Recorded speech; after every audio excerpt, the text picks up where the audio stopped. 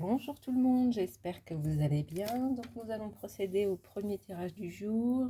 Donc pour ceux qui me découvrent, sachez que je fais souvent 2 tirages par jour. Donc un c'est sûr, jamais sûr de rien, mais en général c'est ce qui se passe. On y va, allez hop.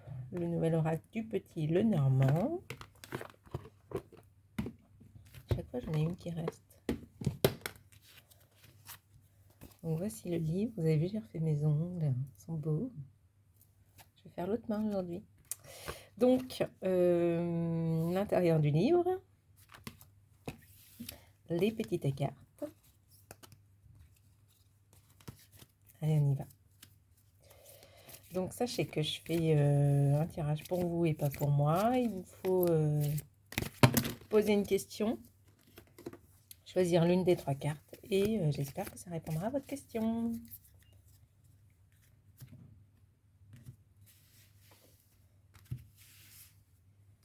Check. Allez. Carte numéro 1.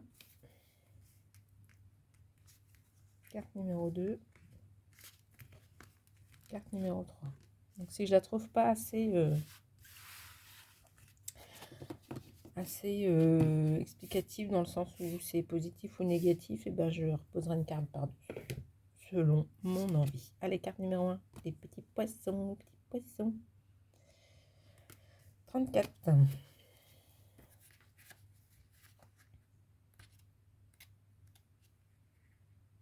Cette carte est souvent associée au travail et à l'argent. Lorsqu'elle apparaît dans un tirage, elle annonce une période propice à une augmentation ou à une reconnaissance professionnelle. C'est la carte qu'il faut tirer pour réussir dans les affaires ou gagner un procès. Carte de l'opportunisme, elle signale que le consultant parviendra toujours à s'en sortir et ce, quoi qu'il fasse ou quoi qu'il vive. Elle est là pour indiquer à celui ou à celle qui interroge l'oracle de suivre ses intuitions et d'aller au-delà des apparences. Sur le plan professionnel, le consultant a les coups des franches. Il n'a plus qu'à suivre les courants. Parfois, la carte des poissons symbolise le gain de liberté. Sur le plan amoureux, c'est la lame de la fusion, de la sensualité, de la passion, de l'amour inconditionnel. De manière plus générale, les poissons peuvent aussi représenter un voyage, des vacances ou encore la prise de distance, prendre le large, la détente, buller. Au négatif, c'est le flou, les doutes, les incompréhensions, l'insaisissabilité. Voilà, carte numéro 2. L'étoile 16.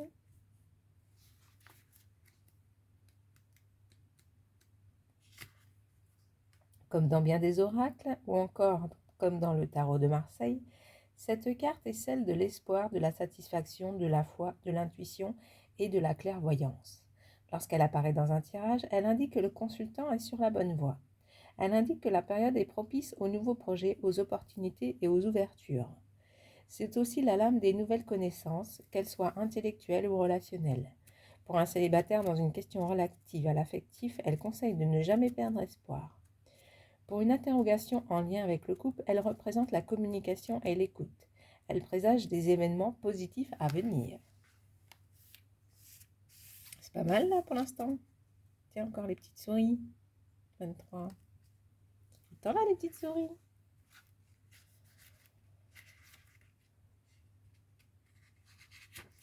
Alors, c'est une carte dite rapide. Au positif, elle représente l'intelligence, la vivacité d'esprit, la curiosité, l'entraide, la sociabilité, la mise en commun des connaissances. Au négatif, elle symbolise les choses cachées, les secrets, le stress, les marques du passé, les peurs, les pertes en tout genre, les profiteurs, les voleurs.